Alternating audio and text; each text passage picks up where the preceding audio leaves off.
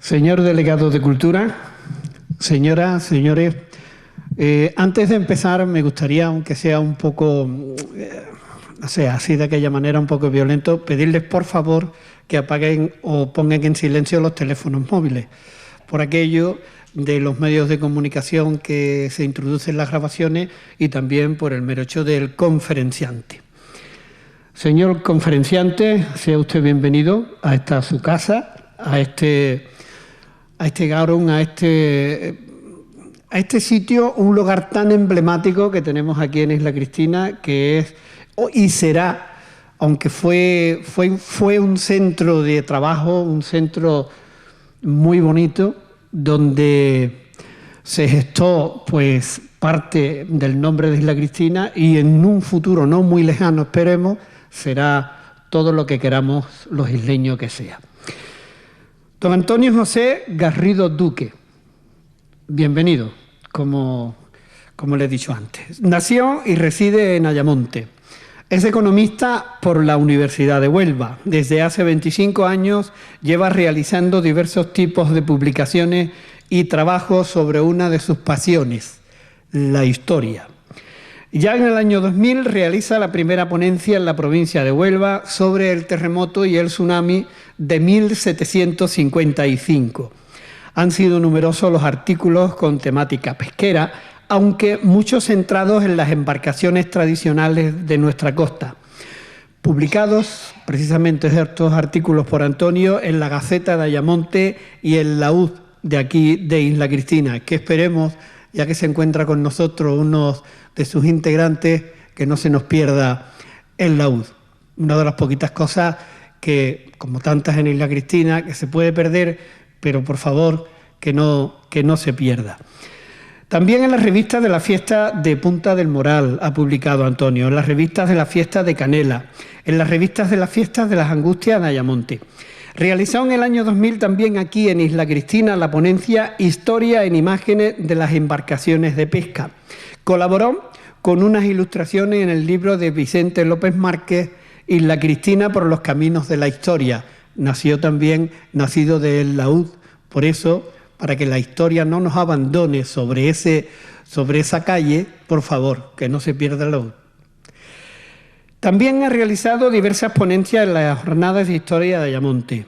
Antonio es el autor de 3 libros, Ayamonte y el Imperio del Oro Azul, sobre la pesca en nuestra costa desde 1700, época de la llegada de los pescadores del Levante, hasta 1950, década en la que desaparece el cerco y entra en juego el arrastre. Crónicas del Carnaval de Ayamonte, hasta 2020, otras de sus pasiones. ¿Es usted carnavalero? ¿Sale en comparsa? No, Dios me libre. Bueno, pero sería muy bienvenido también, seguro.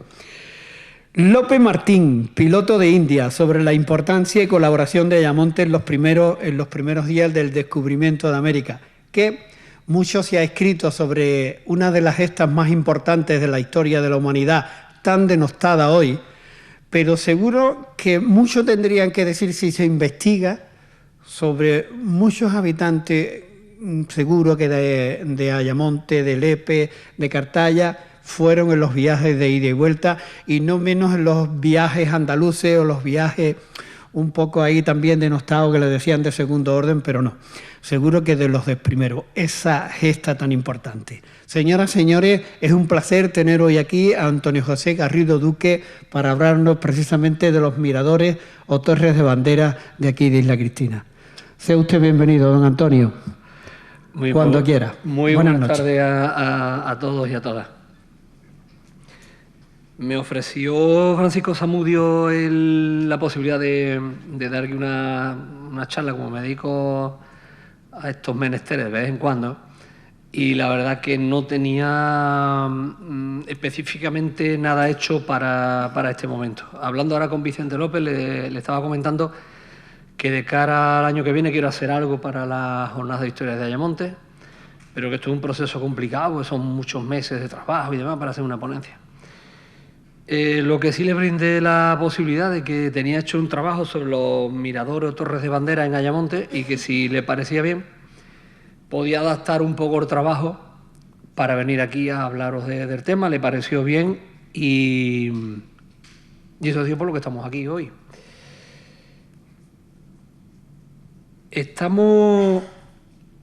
Vamos a hablar de una cosa puntual de toda aquella vorágine que hubo al principio del siglo XX. Vamos a hablar de una cosa muy puntual que eran los miradores. Pero realmente es motivo de pensar todo lo que ocurrió en aquella época. Fue una explosión laboral, económica, demográfica. En Ayamonte la población de 1900 a 1920 se incrementó un 75%. En Isla Cristina igual o creo que más. Vamos a ver, ese nivel de crecimiento cultural, económico, no lo vamos a volver a ver, ¿no? Es muy difícil que dos ciudades como Ayamonte y Isla Cristina vayan a conseguir en 20 años casi duplicar su población por un motivo económico. Va a ser muy complicado. Aquellos los locos años 20, que en el mundo supuso un antes y un después en tema económico, cultural y demás, aquí fue pero multiplicado por 100 en nuestras poblaciones. Hablando de carnaval, ya estamos aquí las agrupaciones, el nivel que tenían antes, ya había los concursos de carnaval, casi que se crearon las dos ciudades muy parejas, Ayamonte y La Cristina, para lo que iba a ser los siguientes años hasta casi hoy en día. Pero muchas veces esto me da que pensar de cómo ocurrió aquello, de qué forma, porque es digno de estudiar y de pensar un poco el tema, ¿no? A ver, aquí yo creo que se estaban vendiendo sardinas enlatadas y atún enlatado de Isla Cristina, Vicente, tú me corriges, en Europa del Norte, en Italia, en infinidad de sitios. Pero bueno, hoy en día es muy fácil.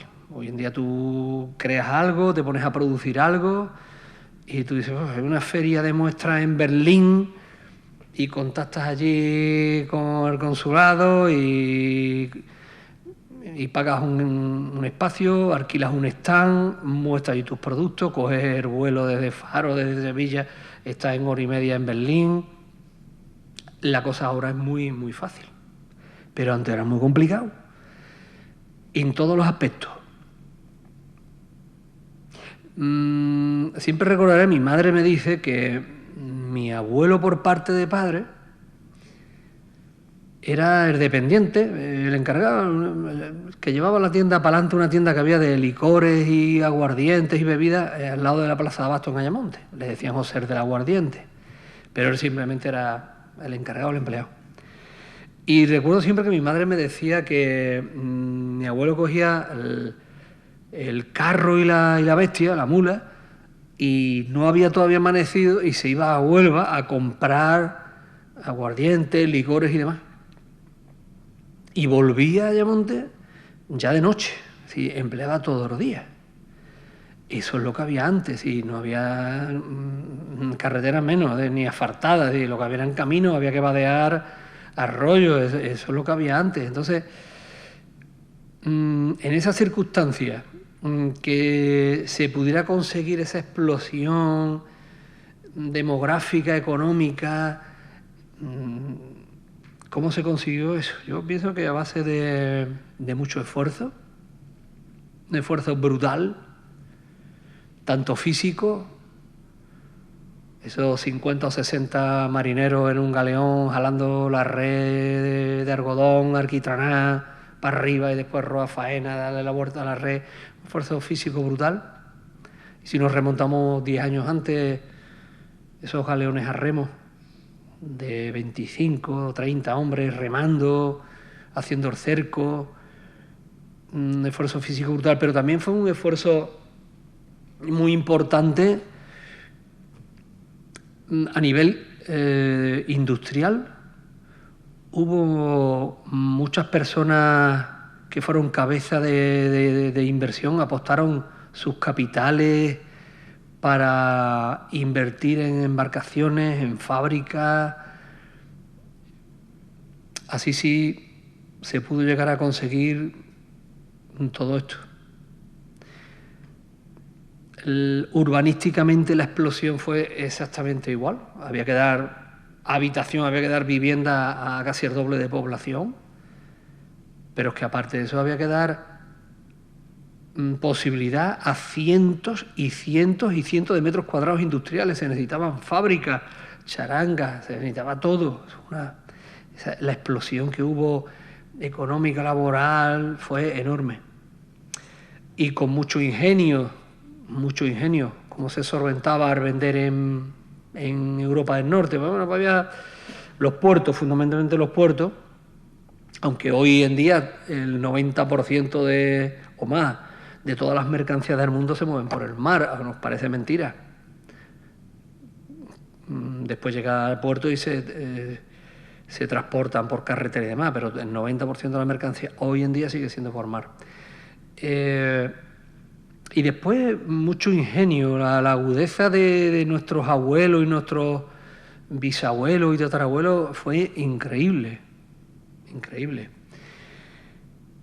Yo siempre cuento la anécdota que para mí lo más alucinante que ocurría en aquella época era la pesca nocturna del galeón. El tren de galeón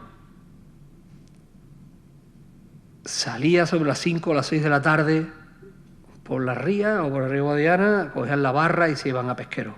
El tren de galeón era el galeón con los dos acostados detrás, que remorcaba. Iban a vela en aquellos momentos los acostados. Y se plantaban, después de 2, 3 o 4 horas de navegación, se plantaban en el pesquero y empezaba a anochecer. Esperaban la noche y tenían que hacer los lances de pesca. La red había que echarla al agua. Vamos a ver, no había luz eléctrica en los pueblos, no había absolutamente nada. Bueno, no había radio, no había sondas, que no había absolutamente nada. Entonces me gustaría que captaran la idea de un galeón ahí en medio de la mar y, por ejemplo, un día que no hay ni luna siquiera. El cielo es oscuro, pero tú mirabas por la borda y el agua todavía era más negra todavía. Si no había una luz, mirabas a tierra, no había luz en los pueblos, no se veía la costa, quizá algún faro, pero poco más. Pues imagínense ese galeón en medio de la más absoluta oscuridad.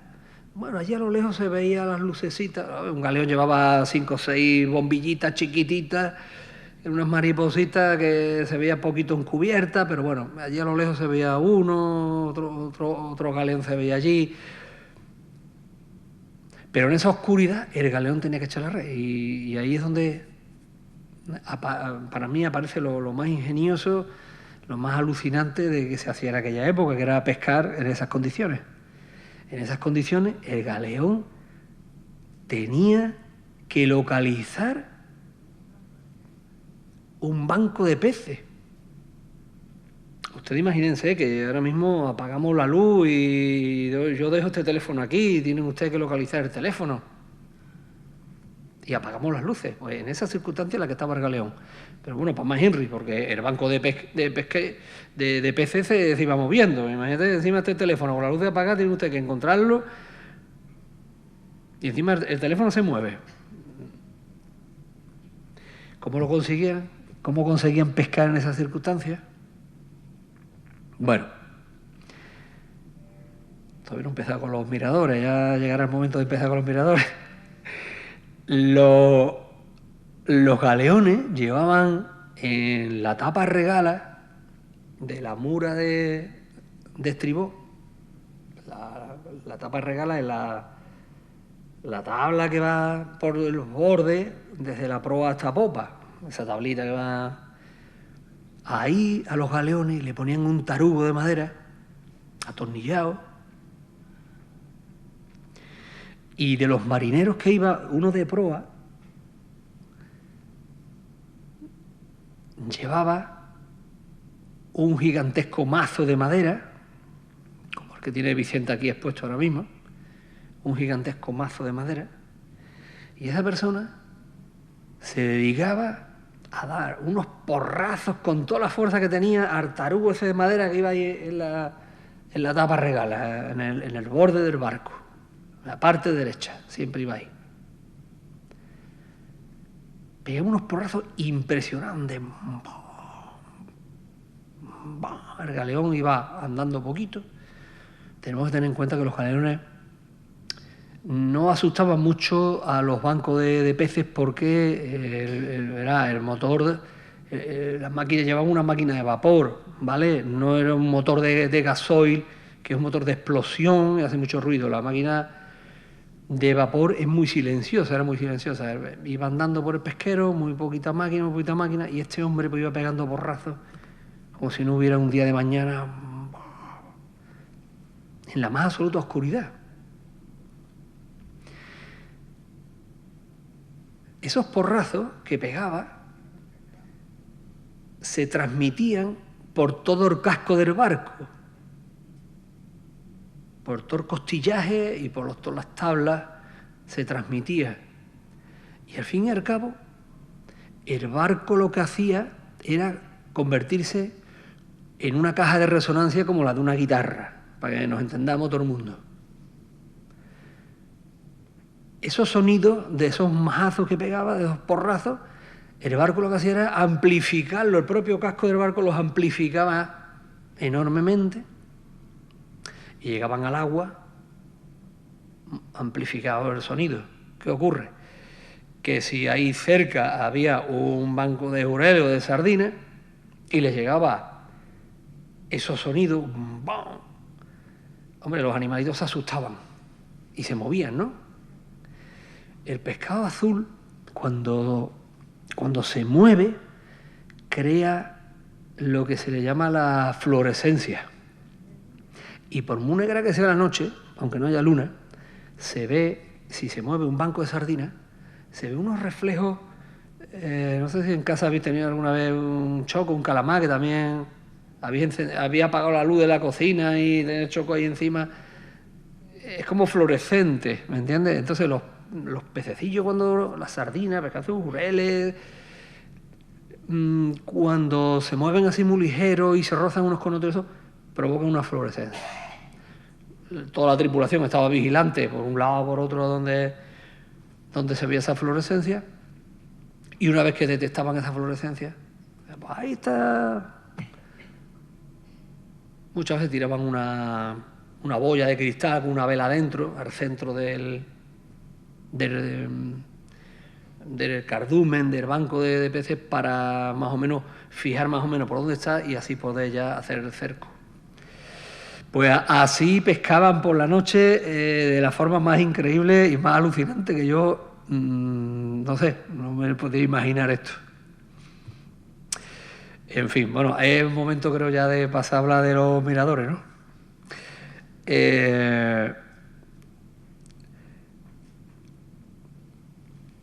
Vamos a ver. Los miradores son unos elementos arquitectónicos que se construían en las casas de los galeoneros, de los armadores, y también en algunas ocasiones de fábricas, ¿de acuerdo?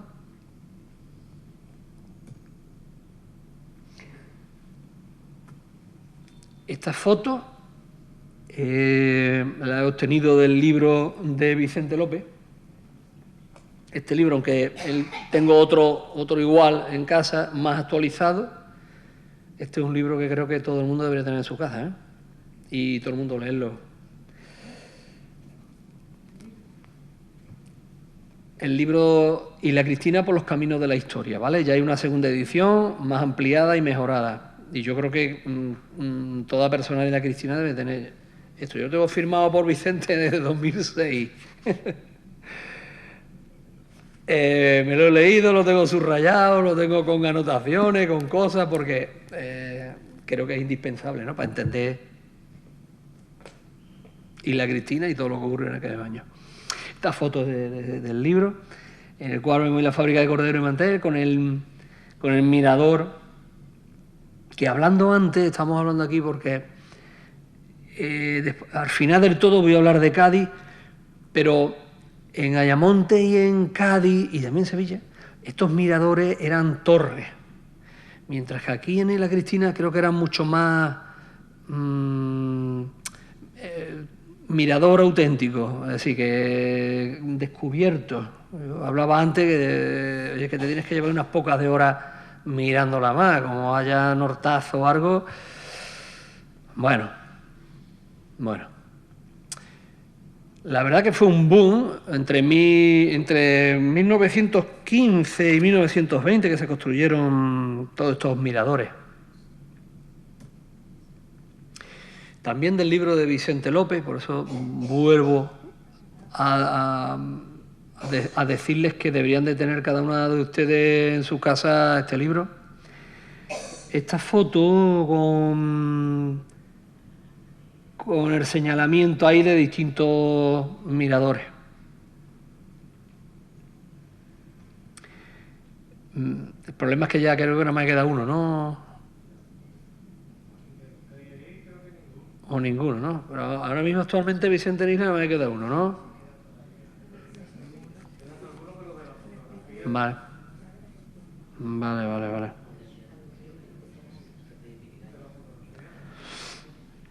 Bueno, y en el acervo popular, en esa leyenda urbana, lo que ha quedado es que los miradores eran esas estructuras arquitectónicas que se construían en una sala que tiene en Ayamonte, con un arquitecto, Miguel Luis Cueva, lo definía como arquitectura familiar, porque realmente se construía en las casas. Y como les digo, en ese acervo popular, en esa leyenda urbana, los miradores se dice que servían pues para ver los barcos cuanto antes, incluso antes, mucho más lejos de la barra, y conocer las capturas que traían. Hasta ahí todo bien. El rifirrafe siempre surge en la utilidad que eso tenía y para qué servía. Bien.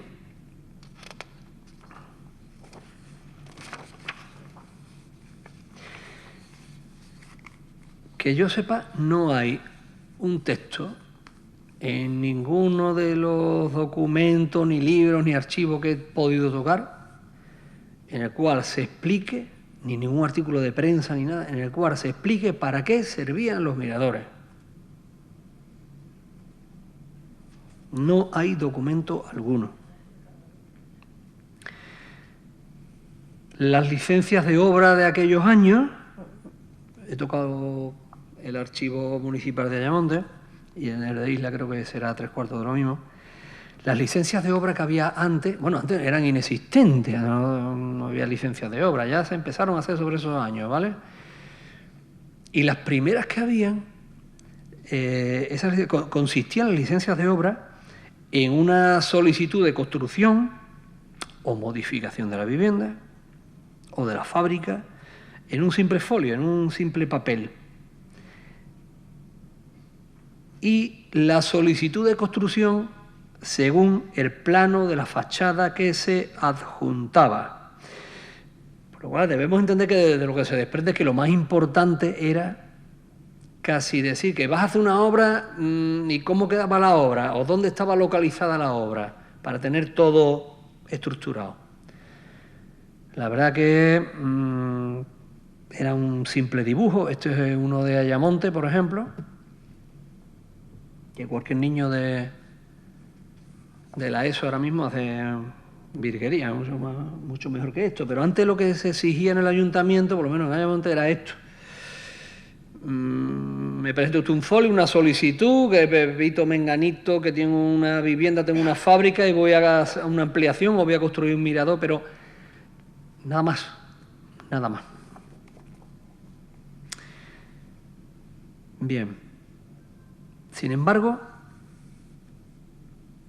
muy pocas veces un inmovilizado, una construcción, en este caso, ha tenido tan pocos años de uso.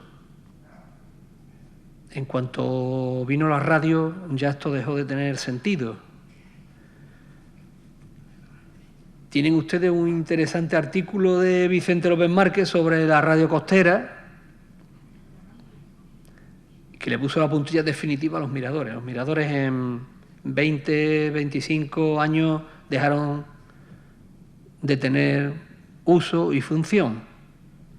Pocas veces construyes algo y que en 20 o 25 años ya no sirve para nada, pero bueno. Y como les decía, el fin de los miradores fue un concepto que tenemos muy al uso hoy en día. Las nuevas tecnologías, que creemos que las nuevas tecnologías nada más que son los teléfonos, los internet y cosas de estas, pero siempre ha habido, como en este caso, nuevas tecnologías que dejaron en desuso en 20 o 25 años. La radio dejó en desuso a los miradores. Vale, para poder explicar la función que tenían los miradores, deberíamos de situarnos en el nivel tecnológico de las comunicaciones a principios del siglo XX.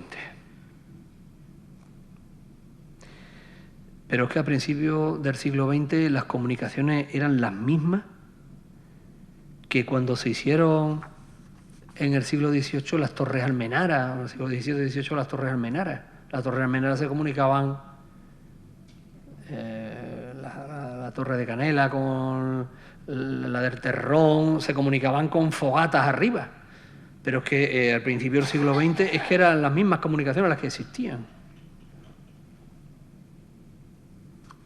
Pero es que esas eran las mismas comunicaciones que venían del tiempo de los romanos. Es decir, que no había avanzado en 1900 años las comunicaciones, que no habían avanzado absolutamente nada. El único aporte tecnológico que tenían los miradores únicamente era la utilización de los catalejos o telescopios. Pero por lo demás, nada más. Lo que se empleaban eran señales visuales. El galeón tarrafero, o el tren de Galeón, aquí tenemos un tren de Galeón, esto es allí en Ayamonte, el galeón con los dos acostados, como ven ustedes todavía a vela, una foto de 1910 puede ser. Pues este tren de Galeón, el galeón con el motor arrastraba, llevaba a remorque a los dos acostados, las dos enviadas, hasta Pesquero. El armador o el galeonero, lo último que veía por la barra, eso de las 5 o las 6 de la tarde, era sus barcos saliendo por ahí, por la barra. Hasta que a media mañana del día siguiente volvían a entrar por la barra. Bueno, pues tenemos ahí 12, 18 horas en los cuales el propietario de todo esto estaba con el intríngulis de qué ocurría con sus barcos. Se ve una noche mala de vendaval o de viento, en fin, era un intríngulis, 18 horas en las que, vamos a ver, en el galeón iban 50, 60 personas. En los acostados, ya cuando están motorizados, llevaban 5, pero antiguamente con vela pues llevarían a lo mejor 8 personas cada uno. Entonces no solamente era lo que esta persona había invertido, imagínense ustedes lo que es comprar ahora esto. Vamos a reunir unos amigos y vamos a poner dinero para comprar un barco de unos pocos de metros y 2 barcos más auxiliares de la mitad de eslora, y encima tenemos que dotarlo con una red gigantesca inmensa, más otra o 2 más en tierra. cargarlo de carbón, hay que hacer agua, es decir, una inversión enorme, la inversión que había que hacer para tener esto. Una inversión enorme. Más la vida de todos los tripulantes que iban ahí. Entonces, eso es algo muy importante, deben ustedes entenderlo, ¿no? Imagínense ustedes, ¿no? Ahora porque tenemos una comunicación y es muy fácil, esto ahora nos parece que, bueno, nos comunica, no vemos el problema en sí, pero antiguamente sí que era realmente un problema.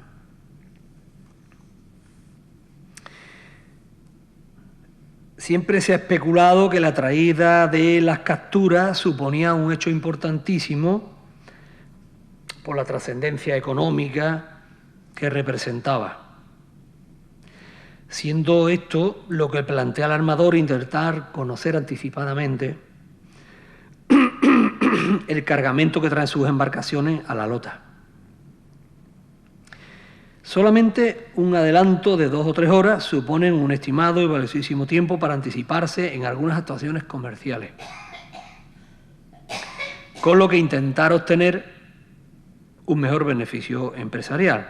Este adelanto de 1 o 2 horas, esto es lo que ha calculado José Gómez Vázquez. José Gómez Vázquez era una persona del sector de los galeones en Ayamonte.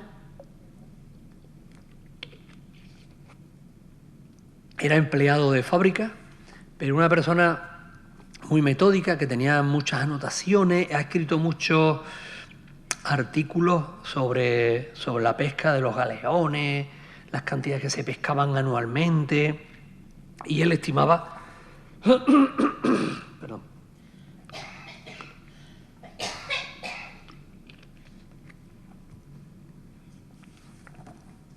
Él estimaba que el adelanto con el catalejo es de 1 o 2 horas. Debemos tener en cuenta que estamos hablando de embarcaciones a vela, que son las que traían, por regla general, el pescado lo traían las enviadas, los acostados, ¿vale? Si había mucha carga ya venía el galeón también, pero lo normal es que vinieran los barcos a vela. Los barcos a vela que vienen, no saben ustedes que la vela no anda derecho como el motor, la vela va zigzagueando, cogiendo viento. Y lo que el catalejo adelantaba eran unas par de horas o 3 para conocer lo que traía. Un valiosísimo tiempo, como decía, para anticiparse en algunas actuaciones empresariales con las que intentar obtener un mejor beneficio empresarial, y así le permitía a la conservera pues hacer acopio de latas, de aceite, en cantidad suficiente, por ejemplo, o bien para tener a las operarias dispuestas para que el pescado no estuviera mucho tiempo para ser procesado. Normalmente se tiraban en el suelo y si hace calor, pues imagínense. Esto es más o menos la idea que tenemos para lo que servían los miradores. Yo, no sé, yo me puse un día a pensar y se me desmontó todo esto. Cuando alguien te viene y te dice, Antonio, estoy pensando una cosa, tú dices, la que nos vamos a pegar. Pues esto es más o menos lo mismo. Yo les voy a comentar en voz alta lo que he pensado y ya ustedes piensen si es correcto esto o no, ¿vale? Vamos a ver, lo primero es que realmente decía, mira por el catalejo, bandera arriba al palo, vienen hasta las trancas hasta arriba de sardinas, pon el pito de la fábrica a pitar para llamar a las operarias, hay aceite, hay que comprar aceite. Pero a mí es que todo esto me descuadra, pero vamos a ver. El propietario de este tren de galeón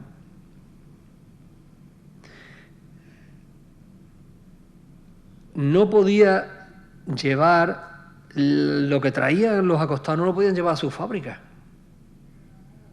Había una institución ahí en medio que decía, igual que ahora.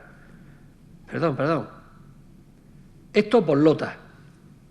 La institución de la lota estaba para eso. Entonces, Estos acostados que venían a puerto no se iban a la conservera propietaria de esos acostados, no podían. Tenían que irse a la lonja, igual que ahora. Y en lonja se subastaba. Y podía ocurrir incluso que viniera un comprador de Sevilla y dijera, no, eso es para mí, y lo pago al precio que sea porque yo lo voy a vender más caro. Y el conservero, que tenía que procesarlo, tenía que añadirle el aceite, las latas, la manipulación, no le salía rentable pagar el precio que este señor de Sevilla estaba pagando, porque este señor de Sevilla lo mismo lo vendía al fresco en Sevilla y a mucho más precio. Entonces a mí ya esto me rompe los esquemas, es decir, que el propietario de los galeones que tiene una fábrica que necesita hacer latas de sardinas y demás, que no es propietario de las capturas, es propietario de las capturas cuando la compra en lota, ¿vale? Y a partir de ahí hablamos.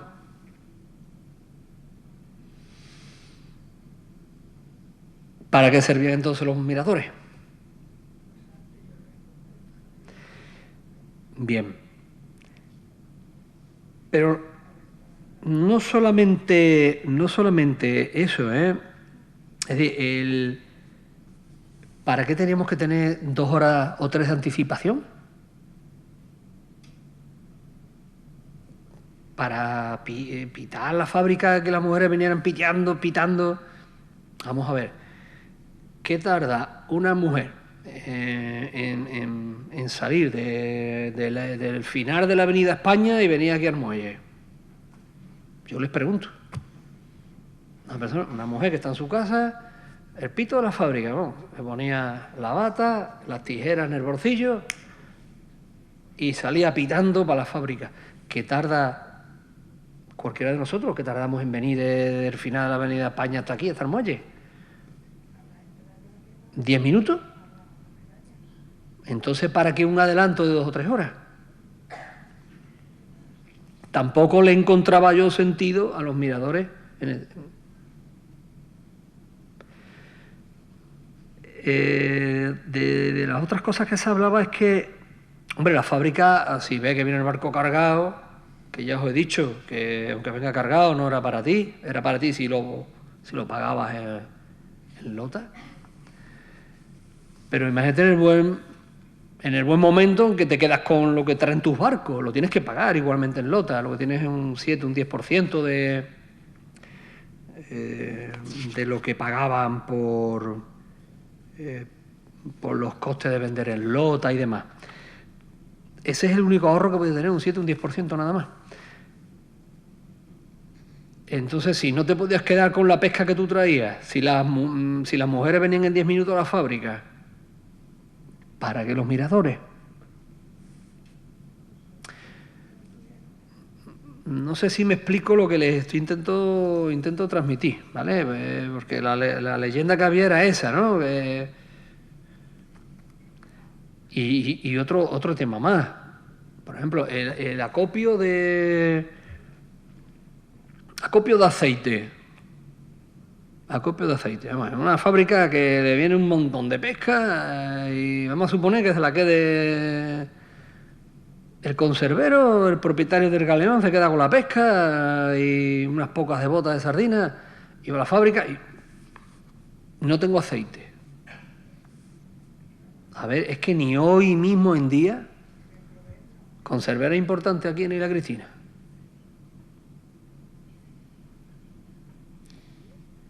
¿Me decís una, por favor? ¿Una conservera importante en Isla Cristina? ¿Usisa? ¿Puede ser? Mira, ven. Pero, mira, ven, Usisa, coge el teléfono por la mañana temprano y llama a su proveedor de aceite y dice, quiero 1000 litros de aceite aquí.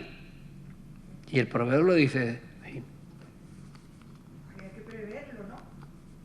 Pero la previsión que tú tenías eran 2 o 3 horas por el catalejo, no podías prever más. Hay una temporada de pesca. Fuera de esa temporada de pesca no es necesario tener una copia de aceite. Pero que se decía que el tener los miradores era para adelantar en lo posible todo eso. Y yo te digo que ni hoy en día tú eres capaz de tener, hoy en día, con los transportes que tenemos, las autopistas, ni hoy en día, mira, vengo a levantar el teléfono, llama al del aceite y tienen 1000 litros de aceite de aquí, ¿cuándo? ¿Cuándo le llega el aceite? Pues dentro de unos pocos días. Bueno, las latas lo mismo. Las latas... Se hacían en la fábrica.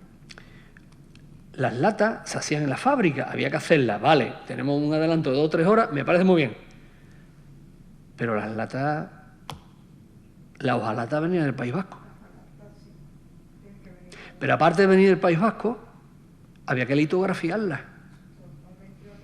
Y tú, con 2 o 3 horas de antelación, tú llamas a la litografía, hazme 1000 hojas de hojalata litografiadas. Me vas a hacer 250 de la lata de octavo. No tiene sentido nada de lo que estamos hablando. Yo no lo encuentro sentido.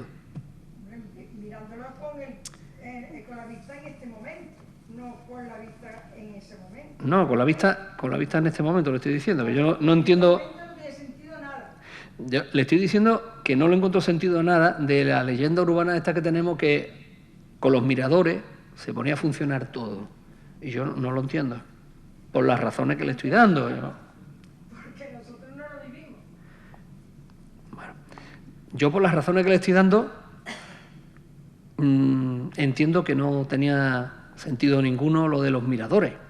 Pero bueno, si no servía... Para ver el barco del propietario que iba llegando y saber que iba a ir a la lota donde iban a vender la pesca, y después el conservador o el que fuera se hacía cargo de él. Yo veo a mi barco, está viniendo mi barco y yo me pongo un sobreaviso, ¿no? Al que no veo es el que va a venir, que no tengo yo nada que ver con él. Pero que el sobreaviso, yo me gustaría saber para qué era el sobreaviso, no sé. Ellos lo pensaban así. Si me sobra tiempo para avisar a las mujeres, si me falta aceite no lo puedo comprar, si me faltan latas no las puedo tener. Eso lo tendría... Y si los barcos vienen cargados de sardinas, lo mismo coge un sevillano, que venían a comprar los de Sevilla. 7 botas de sardina a un sevillano. Un sevillano no se va a llevar 7 botas de sardina para que se le estropee el camino. Sin un hielo que estaba la fábrica. Bueno, pues ocurría, ¿vale? Se le estropearía. Pues no, pues ocurría. Cuando la sardina llegaba, se procesaba. Y aún más todavía les digo, porque esto es analizando todo el proceso de la llegada de los barcos y de la pesca a puerto. Estos acostados que llegaban a la lota. Y en la lota no te va a estar allí esperando con los brazos abiertos. Lo mismo, tenías 4 o 6 barcos por delante tuyo. Vamos a ver, cada barco emplearía en la venta unos 20 minutos. Subían los ojeadores al barco, veían la pesca que traían.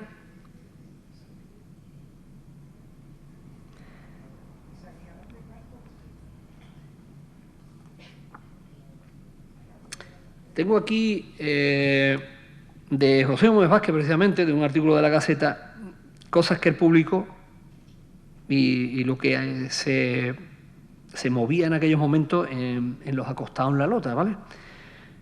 Por ejemplo, decía, el barco tiene sobre 20 botas, agárrate más a bien, a más que no a menos, y mete una puntilla de pescado chico. En otra conversación que le decía el que estaba viendo el tema, le decía al que iba a comprar, mete mucho pescado chico, quizás más de la mitad del puñado, pero no tiene más de 19 o 20 botas. Entonces, una vez que llegaba, se procedía entonces, lógicamente, a la subasta en la lota. Si tenías 3 o 4 barcos por delante tuyo, pues ya estabas ahí en 1 hora más, por lo menos, en la lota hasta que te tocaba. Una vez que el acostado lo había comprado el que fuera, muchas veces a medias, entre varios, el acostado iba a la fábrica correspondiente, a pie del muelle de la fábrica correspondiente, y allí alijaban la sardina. Lo primero que tenían que hacer es le echaban agua, pues las sardinas en el mar, le echaban sal para dos cosas fundamentalmente. Uno, contó para permazar la sardina. Lógicamente, si la sardina viene muy aguada, con el oleaje, el barco se está rozando, está perdiendo las escamas. Y otra cosa importantísima en los barcos que traen mercancía es que esa mercancía venga estable, que la carga venga sujeta. Entonces la sal apermazaba mucho la sardina, no se movía la sardina, no perdía tantas escamas y encima la carga que traía venía el barco mucho más estable con el oleaje y demás.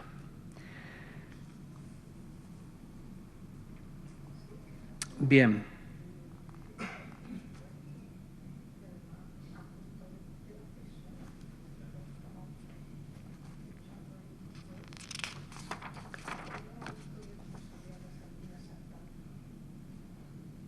Se ha pensado también muchas veces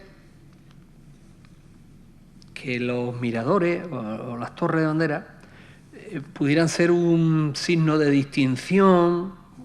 El galeonero ponía su torre, pero la verdad que por regla general no eran torres ornamentadas, es decir, que tampoco no era algo que pusiera en su casa por distinguirse socialmente ni nada, pues eran torres muy lisas, sí.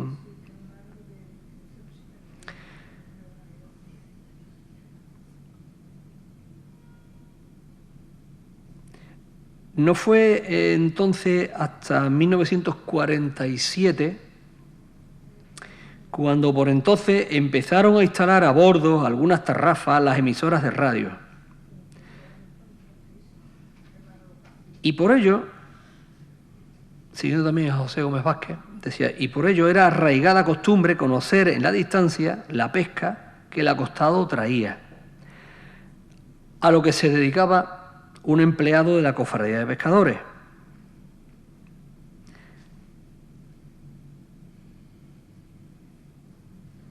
Que desde el mirador de la fábrica del consorcio, es decir, iba un empleado de la cofradía al consorcio, a través de potentes gemelos, distinguía la señal que traía a bordo el auxiliar correspondiente. Fíjense que ya en este momento ya no miraba cada armador, ya era una especie de funcionario o una persona que se encargaba de mirar por todos. No sé ni la Cristina. En Ayamonte les cuento que al principio los galeoneros se ponían ellos arriba, por el catalejo, a mirar, etcétera, etcétera. Pero ocurría, como ocurre todo en el ámbito industrial, que llegado cierto momento de la mañana, allí los conserveros y demás se reunían en un punto, le llamaban la esquina de los Miguelitos, un bar que había allí al lado de la aduana, y allí se reunían a tomar café y demás. ¿Qué ocurre? Que si tú te quedabas en tu casa viendo el barco venir, el barco se demoraba más de la cuenta porque ha hecho un lance por último, no habían pescado una por la noche, tiraban otra vez la red por si acaso, no sé qué, el barco, o había tenido alguna avería o algo, venía el barco retrasado, al final te incorporabas a esas reuniones que eran súper trascendentes, porque ahí te enterabas de todo, y llegabas muy tarde. Entonces hubo un intermedio en el que el galeonero encargaba a una persona que se pusiera a mirar, una persona de confianza, porque lógicamente tenía que entrar por su casa, tenía que entrar normalmente por la zona del comedor, hasta arriba, y ya cuando terminaba de mirar que venía el barco, ya bajaba por su casa. Entonces, eso fue una cosa intermedia, ¿vale? Primero miraban los propios galeoneros, luego una persona que tenía encargada en sus casas, y ya luego, pues, cuando vino la radio se miraba por todo. Fíjense que ya esto mismo nos da a entender que no era una necesidad comercial, de nada de que... Al final estaban todos los conserveros tomando café en un bar y le llegaba la noticia, pues tú has cogido, viene con 20 botas, o tú traes 15, no sé qué. Bueno, vale. Y ya se planteaban lo que podían comprar o no.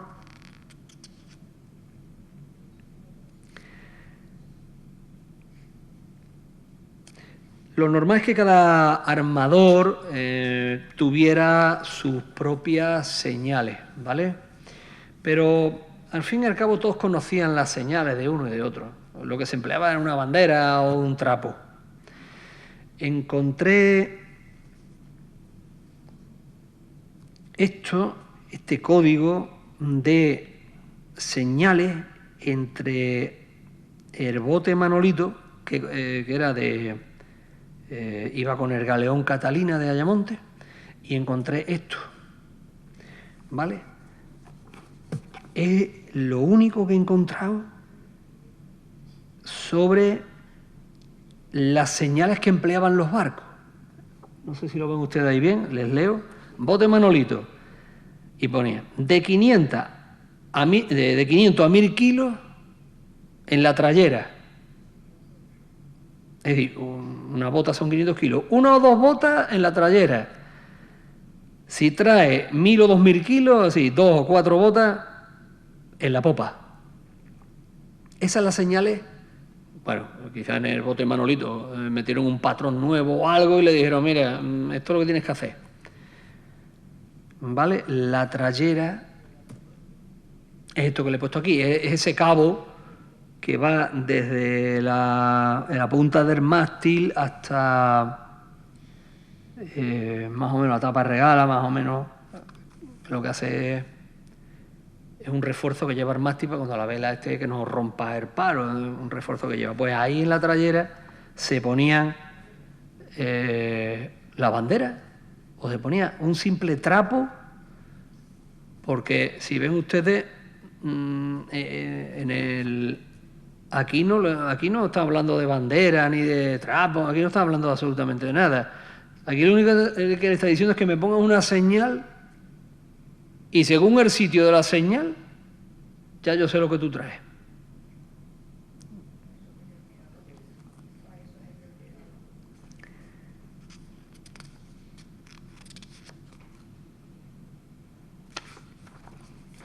Algunos de estos ejemplos, como no, siguiendo a José Gómez Vázquez, que publicó en la Gaceta de Ayamonte, en el año 93, publicaba lo siguiente. Decía, un saco, una señal, un saco era una señal o trapo oscuro a popa, indicando que traía una manchita, es decir, de 1 a 4 botas. Bandera a popa. Una bandera española en el palo de popa suponían de 5 a 9 botas. Bandera arriba al palo, una bandera española en lo alto del palo mayor eran 10 botas o más.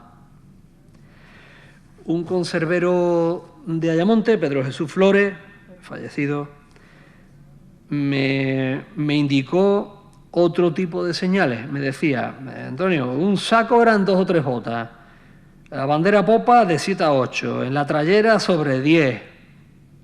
La bandera arriba al palo más de 10 botas. Bueno, estas comunicaciones, como ustedes podrán entender, eran muy distintas y eran simplemente para conocer realmente la funcionalidad de esos miradores. Yo me quedo con los que les dije al principio, que servían simplemente para que el tarrafero conociera que venían sus barcos, que venían con las tripulaciones, importantísimo, que no había habido percance ni problemas en la mar y que traían una determinada pesca. Por lo demás, creo que no servían los miradores absolutamente para nada, ni para avisar temprano a las mujeres.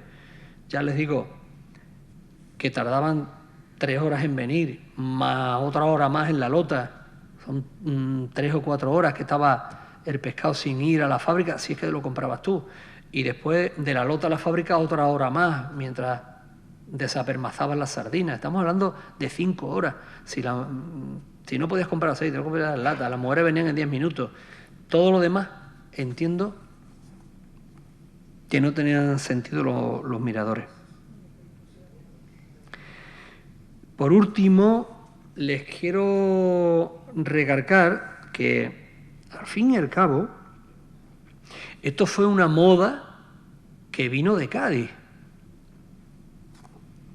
La patria de los miradores en Cádiz. En Cádiz hay 140, 150, 160 miradores. Mucha gente se han puesto a contarlo y se han aburrido. Y han dicho, bueno, sobre 150 miradores en Cádiz. La verdad que la función de los miradores de Cádiz era muy, muy, muy distinta. Era una zona de recreo familiar. Las familias, las plantas primeras eran de negocios, en las casas gaditanas, y las familias pasaban las tardes y las mañanas en las zonas de las azoteas y en los miradores. Era una zona de recreo familiar, donde, como en la salita de nuestra casa, allí estaban las familias gaditanas. Y por otro lado, sí que ahí era importante conocer que el barco venía y más o menos si había atravesado el Atlántico en buenas condiciones o no.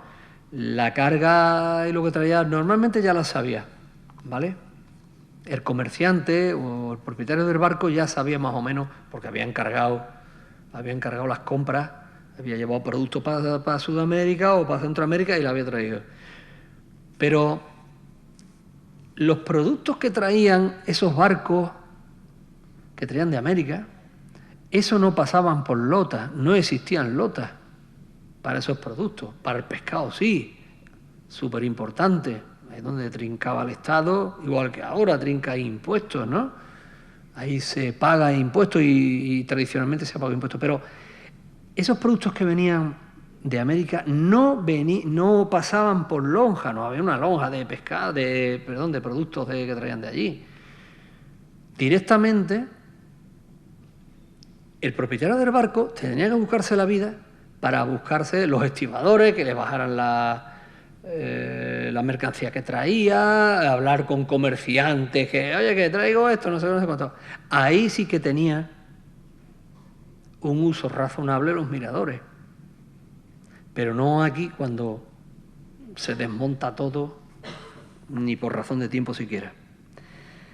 En la página torretavira.com, conocerán ustedes de Cádiz, la Torre Tavira la han hecho, ¿cómo se dice? En el mirador han hecho una panorámica, torre ciega o algo así le llaman, no sé, ves Cádiz, ves todo. En la página de Torre Tavira puede usted lo siguiente, ¿eh? Las torres miradores tenían una función doble: servir de lugar de recreo y reunión, luminoso y al abrigo de los vientos, y constituirse en observatorio de información del tráfico comercial de las flotas que atracaban en el puerto. Fueron construidas en su mayoría en los siglos XVII y XVIII, momento en que la ciudad era el puerto oficial de entrada de toda la mercancía procedente de América. La población gaditana de aquel entonces se componía principalmente de comerciantes. De ahí la generalización de las torres miradores. Cada comerciante quería ver cuándo llegaba un barco y, por otro lado, cada torre tenía su bandera para que los barcos la identificaran desde alta mar. En 1792, en 1792, las ordenanzas municipales de Cádiz prohíben la construcción de torres miradores por su inutilidad y peligro de derrumbamiento. Así que ustedes piensen lo que quieran, yo les he traído lo que he pensado sobre todo el procedimiento desde que el barco viene por la barra y todo el procedimiento de los acostados que llegan a Lota, el tiempo de las demoras en Lota y todo. Y como les vuelvo a decir, simplemente entiendo que que los miradores únicamente servían pues para que el propietario tuviera una tranquilidad de que las inversiones que tenía hechas, bueno, volvían otra vez a puerto. Las inversiones eran muy costosas, ¿eh? Con esto ya termino. En 1946, es decir, 5 o 6 años después que terminara la guerra civil, hay una especie de huelga, no sé ni la Cristina, supongo que igual, en Ayamonte se concentraban la gente en la Plaza de la Laguna donde está el ayuntamiento. Fíjense ustedes qué podemos pensar. Marineros, familias allí de huelga. A los 5 o 6 años de haber terminado la guerra civil. No se iba a consentir eso de ninguna forma.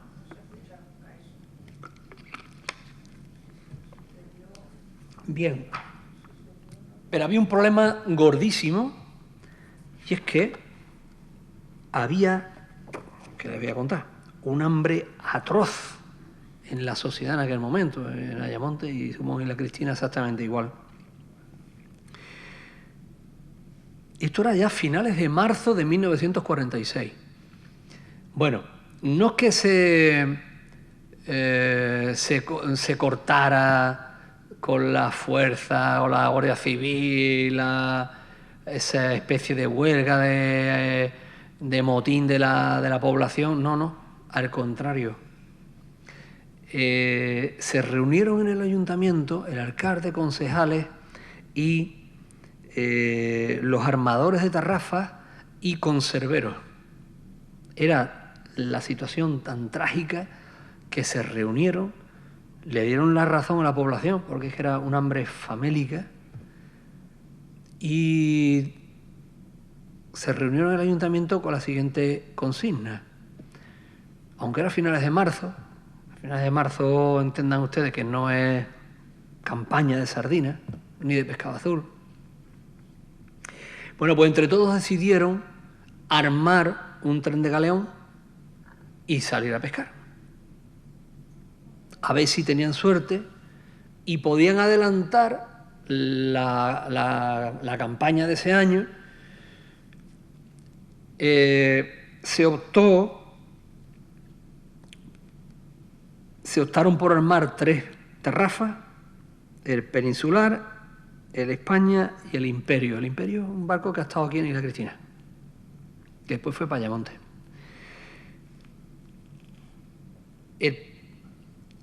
El problema es que había que... los barcos estaban parados desde hace ya unos pocos de meses. Lo primero que había que quitar la capucha de la chimenea, las redes que sabe cómo estaban, había que remendarlas, alquitranarlas, había que hacer carbón, había que hacer agua. 3 tripulaciones enteras de 50 o 60 hombres cada barco, más los acostados, había que pagarles para ir a la mar.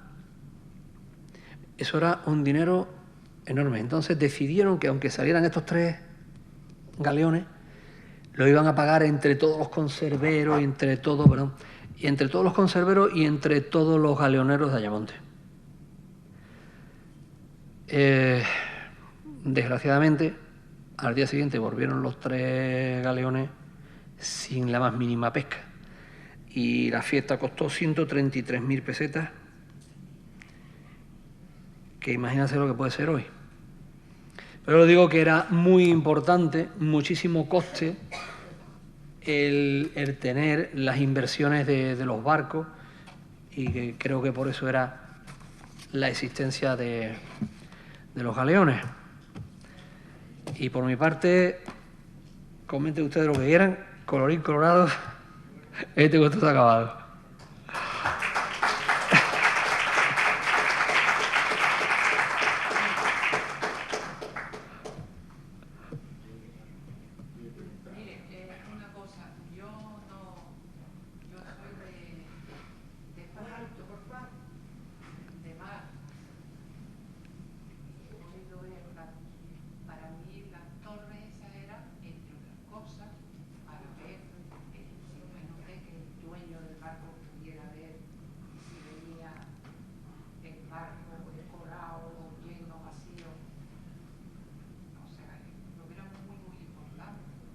Claro. Y después era un símbolo de estatus.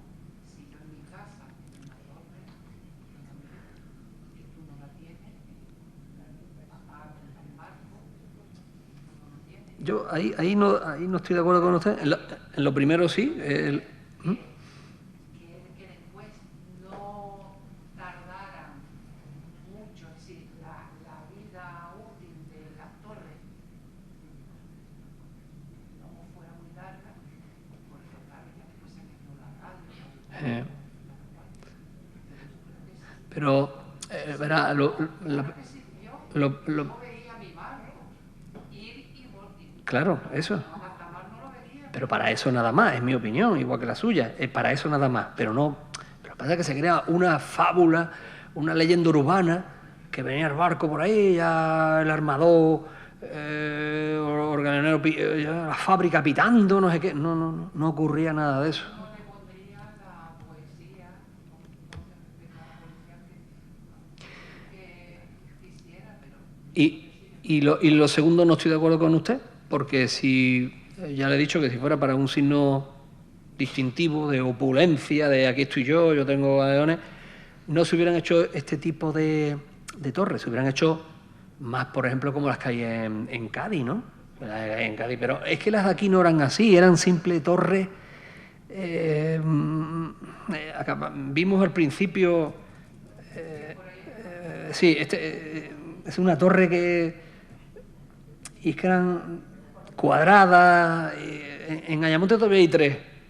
Puede usted verla y es que sí qué signo de opulencia. Yo quiero hacer algo para distinguirme con los demás, pues hago una torre con rococó y con muchas historias, pero es que no era así realmente.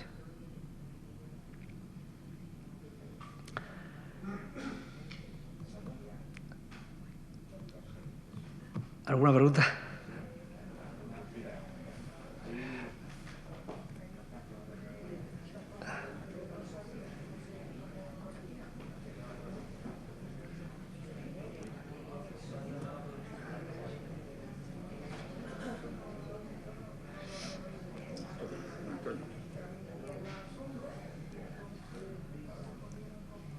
Voy a quitar esto.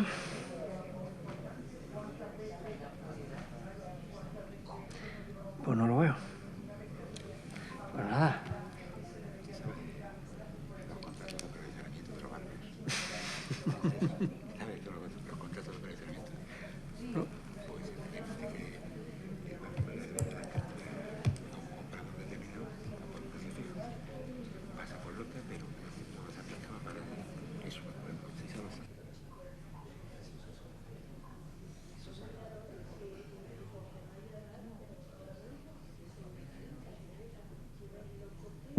Bueno, pues dar las gracias a Antonio por darnos su visión sobre los miradores o torres de bandera, de la cual al parecer había mucha gente que no estaba muy conforme, pensaba que era algo más. Siempre hemos pensado que efectivamente que era para conocer la pesca y para poder avisar al personal, poder encender las calderas y tener todo preparado cuando la pesca llegue allí. Era muy complicado que viniese un sevillano y pagase una cantidad por todo el pescado. Era muy complicado.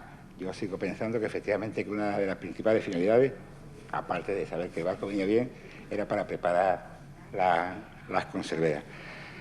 Pues tan solo agradecerte, Antonio, con un galeón, Sí, pues. con un galeón de aquella época, un vapor, Muy bien.